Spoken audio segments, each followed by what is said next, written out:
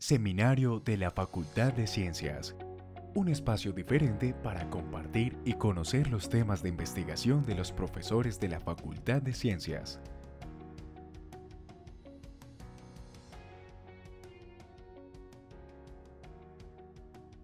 El tema de láseres y espectroscopía es una disciplina, yo la llamaría que va unida. O sea, no se puede hacer láseres sin espectroscopía y no se puede hacer espectroscopía sin láseres. O sea, actualmente es la solución el tema del uso de láseres en diferentes formas de operatividad que trataré de explicar en la medida que avance. Bueno, quiero hacer referencia a los fundamentos de la técnica. La física, obviamente, en todo su ancho y largo. La óptica y la fotónica es la base para abordar temas de espectroscopía, y la espectroscopía es la base para abordar temas de láseres y las aplicaciones.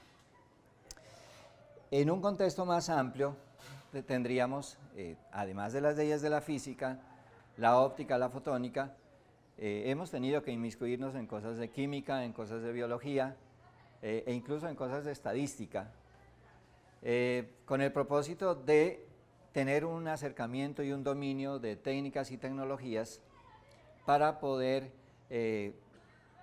desarrollar, ofrecer, diseñar soluciones útiles y simples para diferentes campos de aplicación. La primera experiencia que quiero contar aquí es el desarrollo de los láseres moleculares.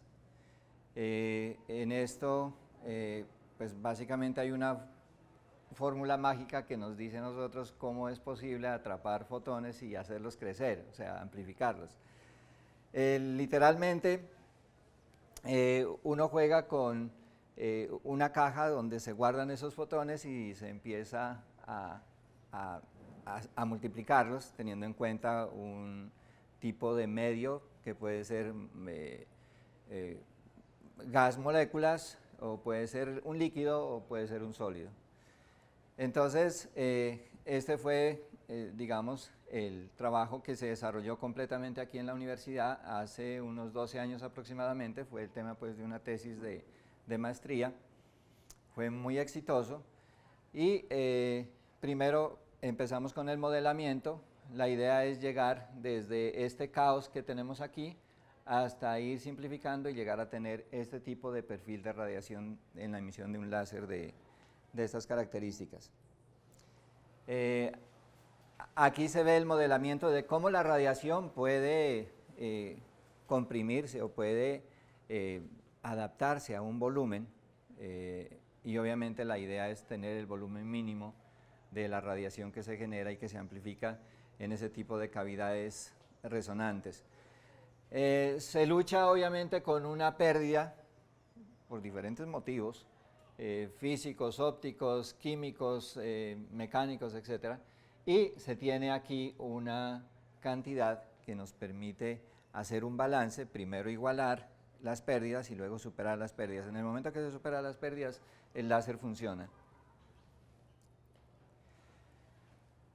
Bueno, aquí están los láseres de helio-neón, que yo creo que esos todos conocemos en algunas de las prácticas que se hacen en colegios o en la misma universidad.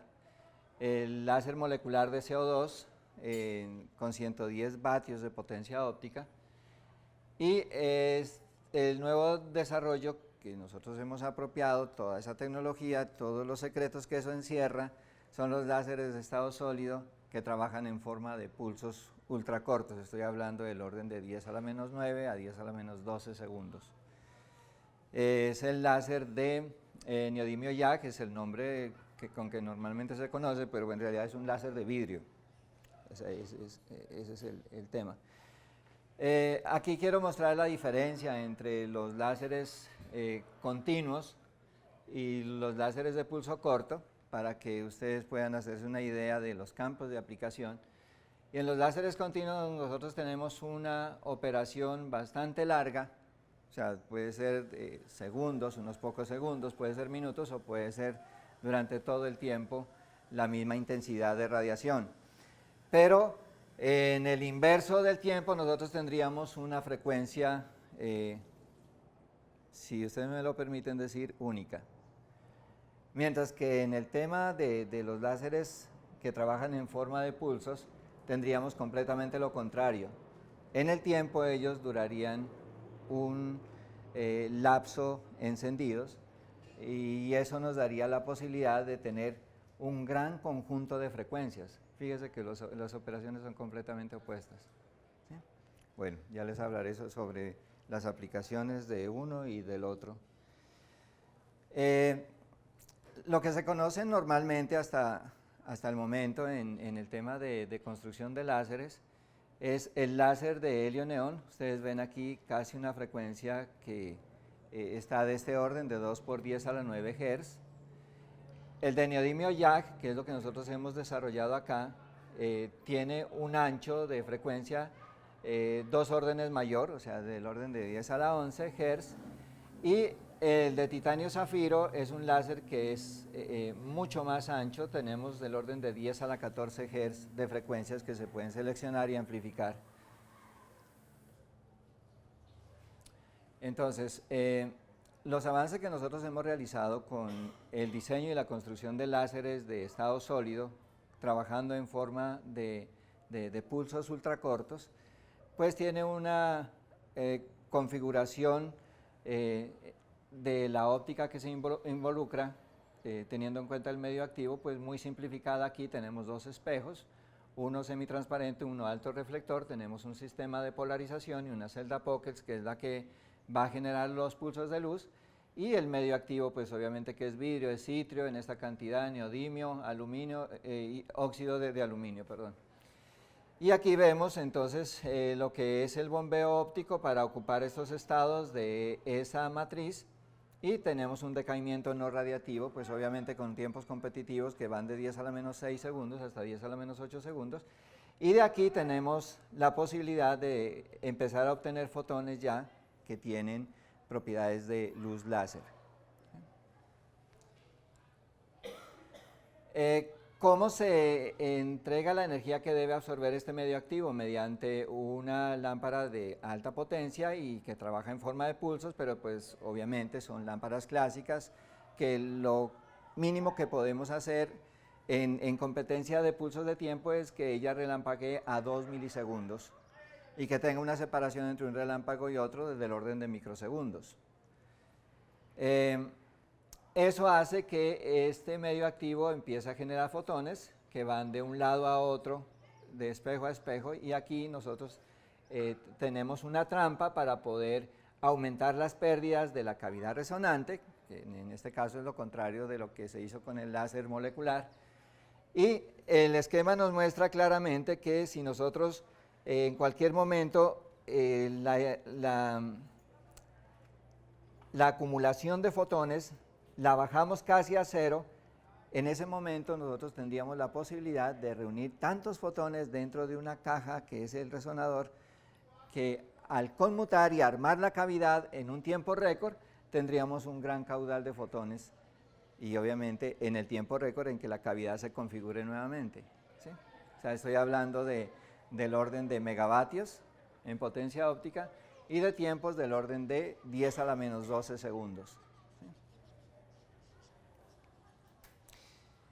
Esto pues obviamente viene acompañado con una electrónica que nosotros tuvimos que aprender mucho sobre eso, salir al paso a unos inconvenientes que tuvimos, pero finalmente se hizo el mismo esquema, la misma configuración de cualquier láser de estado sólido. Entonces tenemos una tarjeta electrónica matriz que va a enviar una señal de pulsos. Obviamente todos los pulsos se generan en esta tarjeta y cubren estos 5 dispositivos que conforman el láser: una celda Pockels, un generador de armónicos, una fuente Zimmer, que nosotros la llamamos como la que va a producir una corriente previa al medio que va a bombear los fotones, un control remoto y una señal de pulsos externa para poder sincronizar la operatividad.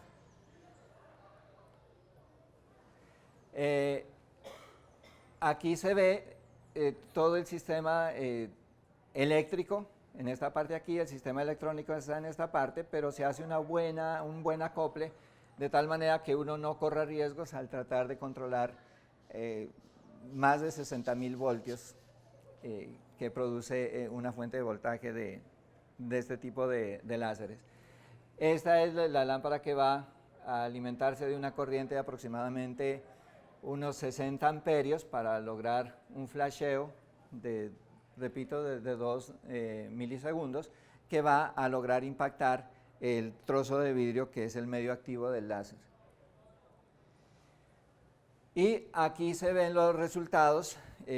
Hay uno de la señal de trigger que es puramente electrónico, allí no hay nada de luz, pero aquí sí ya tenemos la respuesta de los pulsos de luz que van a impactar los extremos de la lámpara en corriente DC, y ustedes ven allí estas rampas que son las más importantes. Estas rampas, estas caídas aquí, son precisamente las que van a competir con los tiempos de encendido del láser y los que van a determinar el pulso ultracorto. Bueno, aquí se ve una medida de la energía del flash de la lámpara, del relampagueo de la lámpara, la señal que produce esa alta descarga de corriente, y aquí se ve una competencia entre la señal luminosa y la señal de la orden para generar el pulso de luz. Y uno puede mover esta señal hacia derecha y a izquierda, y obviamente ese hecho de mover la señal del voltaje que se envía a la fuente de excitación óptica, pues permite controlar la potencia del láser sin mayor problema, ¿sí? Bueno, esta es la configuración del láser. Pues prácticamente se tiene una caja donde va el medio activo, donde circula agua para mantener aproximadamente 20 grados a la temperatura, porque la temperatura pues obviamente en el tema de amplificación de fotones juega un papel muy importante, porque debemos mantener el sistema muy cerca al equilibrio termodinámico, ¿sí? Esa es una condición primordial en este tipo de artefactos. Se tiene el espejo alto reflector. Aquí está el espejo de salida, o sea que deja transmitir un cierto porcentaje de la radiación que se genera. Y aquí está todo este sistema, es el de generación de pulsos, que es un polarizador tipo Brewster. Se tiene una lámina de lambda cuartos y se tiene una celda Pockels que funciona pues a unos 9.000 voltios. Y a este lado se dobla la cavidad, o sea, estoy hablando de unos 60 centímetros de largo de cavidad, o sea que el láser tendría 120 centímetros de largo, pero al doblarlo de esta manera, pues el láser queda mucho más compacto. Y a este lado la radiación que se genera, que es típica de 1064 nanómetros, en esta otra trampa de luz, nosotros podemos hacer una expansión del láser y acoplar un generador de armónicos, donde ya tendríamos radiación visible a 532 nanómetros, y acá tendríamos, en este tercer generador de armónicos, nosotros tendríamos radiación de color ultravioleta. O sea, tendríamos entonces 1064 aquí, tendríamos a la salida 532 nanómetros, un color verde, y acá tendríamos 355 nanómetros. Por el mismo rayo, por la misma región, 3 longitudes de onda. Esta es la cavidad completa, ya con todos los acoples, celda, medio activo, espejos y generadores de armónicos. Y acá vemos entonces una fotografía que nos muestra la existencia de los 3 rayos, 532, 355 y 1064. Ahí se han puesto divisores de haz para poder separar cada una de las radiaciones. Y aquí se tiene una de las pruebas donde precisamente se tiene la posibilidad de tener 6 nanosegundos de duración de un pulso, y en esos 6 nanosegundos tenemos 400 milijulios de energía, y eso significa que nosotros podríamos hacer una integración en un segundo y llegaríamos prácticamente a 30 megavatios de energía. ¿Sí? Bueno, y este es el proyecto nuevo, ese es el que estamos desarrollando actualmente, donde es posible hacer unas modificaciones importantes, tener otras alternativas de generar pulsos, y con esto prácticamente nosotros tendríamos todo el conocimiento, la experiencia, la tecnología pues apropiada para nosotros poder desarrollar láseres de estado sólido en Colombia. Bueno, en cuanto a espectroscopía, empiezo con los avances que se han realizado con un sistema de doble monocromador. Esto significa que nosotros la espectroscopía tradicional la podríamos explotar al máximo en cuanto a la información que podemos sacar de ella, cuando la radiación pues tiene la oportunidad de encontrarse con una muestra. Nosotros siempre vamos a ver que en el detector se forma un espectro de bandas, o sea, no se sabe dónde empieza cada color ni dónde termina. Entonces la idea es que el espectro, si está formado en dirección horizontal, nosotros empecemos a estirar el espectro en la dirección vertical. Entonces utilizamos 2, 3, hasta 4 sistemas de separación espectral. Y encontramos cosas que están muy escondidas, que normalmente la espectroscopía convencional nunca nos va a dejar ver, entre comillas, ese comportamiento de diferentes cosas, comestibles, bebidas, ropa, etcétera, ¿sí? Material biológico. Entonces, este sistema fue desarrollado en la universidad. Iniciamos un proceso de patente. Es algo muy sencillo, se aíslan muchas de las cosas. Ese es el esquema de estirar cada franjita del espectro. Y aquí tenemos los resultados en color amarillo, color verde, pero logramos detectar hasta el tercer orden de interferometría. ¿Sí?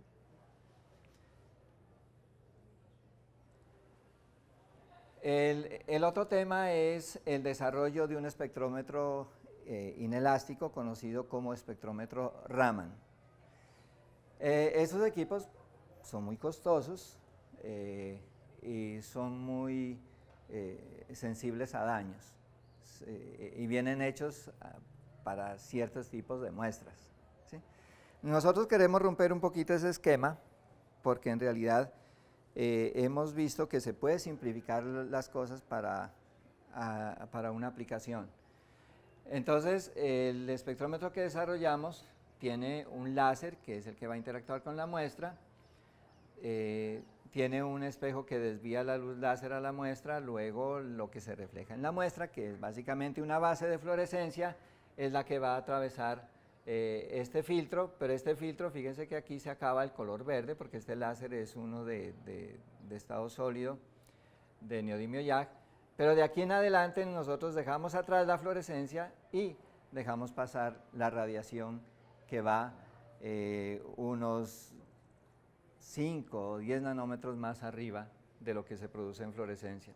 Y aquí hacemos un monocromado para saber cuántas longitudes de onda tenemos de valores inelásticos, o sea, que son valores de longitud de onda que se crean por otros motivos, como cuáles, las vibraciones y las rotaciones a que puede dar lugar con el gran impacto que se hace con la energía inicial de este láser.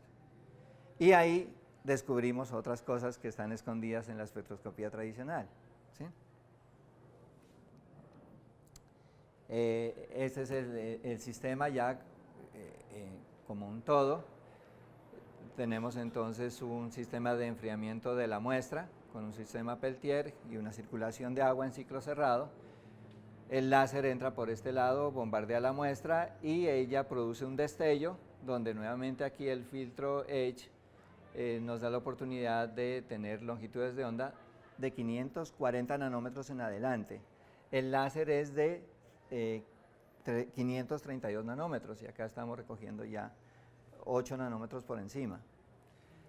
Tenemos acá un refinamiento, pues obviamente que esto se va adicionando y esa es la versatilidad que tiene el sistema, porque uno va adicionando filtros espectrales en la medida en que quiere refinar una línea espectral que es la que se quiere registrar.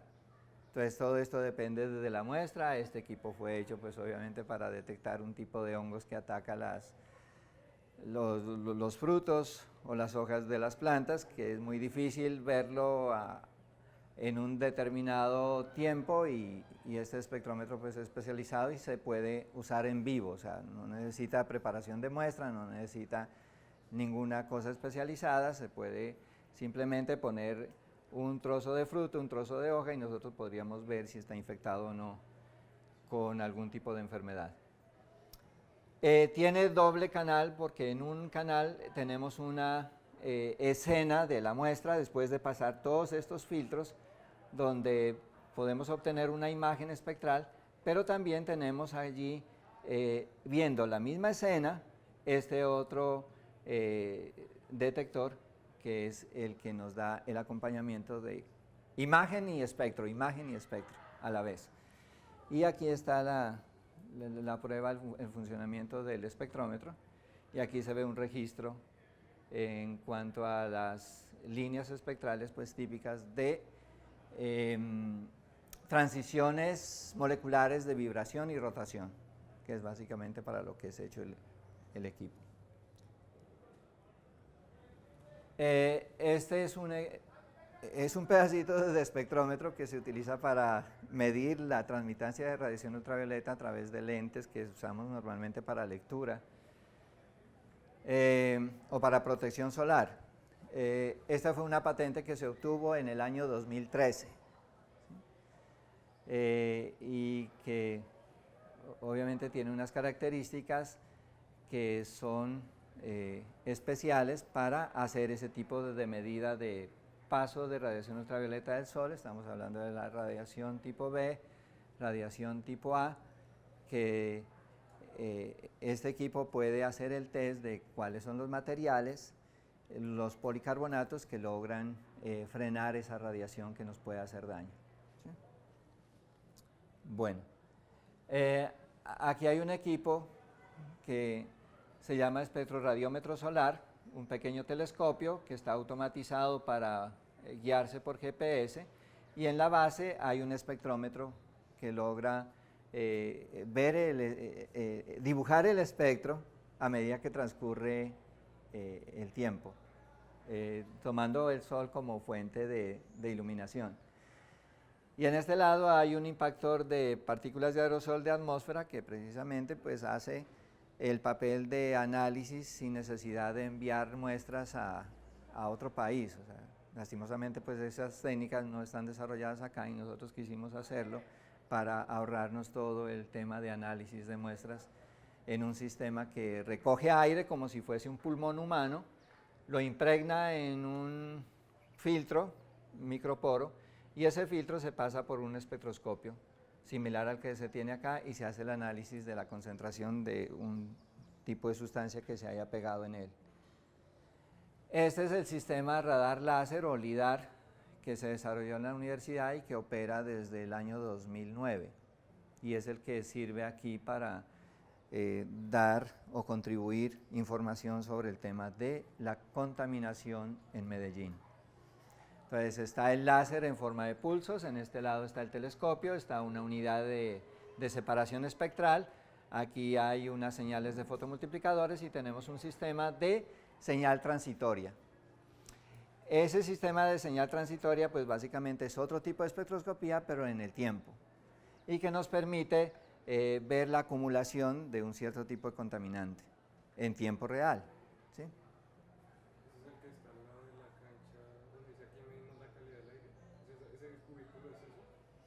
Ese está en el 19A, en el edificio de laboratorio. No, ese es otro, ese es un impactor como el que acabo de mostrar. Ahí tienen un aparato como estos. ¿Sí? Son impactores de aerosol.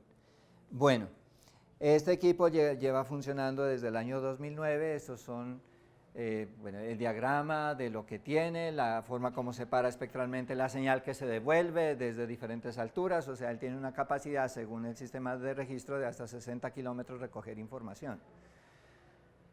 Y aquí se ve una de las crisis que ha habido en Medellín. El color rojo es la alta contaminación y a baja altura. ¿Sí? De lo que eso fue en el año 2015. Bueno, y esta es la estación de observación de atmósfera, donde está el sistema LIDAR, hay una estación meteorológica, hay un sistema de recolección de partículas PM2.5, o sea, eso hace referencia al tamaño de partículas, está el sistema LIDAR, y está una estación de NASA que se llama fotómetro solar. ¿Sí? Todos esos equipos se conectan entre sí y nos dan más información, nos verifican, nos validan, etc. Entonces tenemos una estación de monitoreo atmosférico con láser que nos permite autovalidar la información. Hay 3, 4, 5 equipos funcionando de manera simultánea. Nuestra estación ha sido integrada en Sudamérica a las demás estaciones que hay, pues obviamente están los pioneros en el uso de esta técnica, que es Argentina, luego Brasil, y está en Concepción, Chile, está La Paz, Bolivia, en el norte de Brasil, Manaus, y estamos nosotros acá, en Medellín. Con sistema LIDAR, con fotómetro, estamos aquí en el mapa donde están distribuidos aproximadamente 480 fotómetros en todo el mundo, y hay forma de comparar, de verificar, de ajustar con cualquier lugar en el mundo. Este fotómetro es de NASA. Nosotros estamos adscritos también a la red de monitoreo de atmósfera de Europa, que es el ACTRIS. Eso es en Francia, en Lille, donde se tiene pues todo ese tipo de calibración, de logística, etcétera, y donde tenemos la posibilidad de acceder a datos satélite, donde un equipo LIDAR como el que tenemos acá está en un satélite y pasa por Medellín cada 16 días y nos da información que nos pone en alerta a nosotros para decir, hombre, ajusten su equipo que falta algo, o simplemente nosotros enviamos esa información automáticamente y los encargados de ese satélite, que son NASA y la Agencia Espacial Europea, donde dicen, en Colombia hay un error, en tierra están midiendo esto, ustedes tienen que hacer los ajustes. O sea, es una forma de trabajar en conjunto con esos sistemas de monitoreo.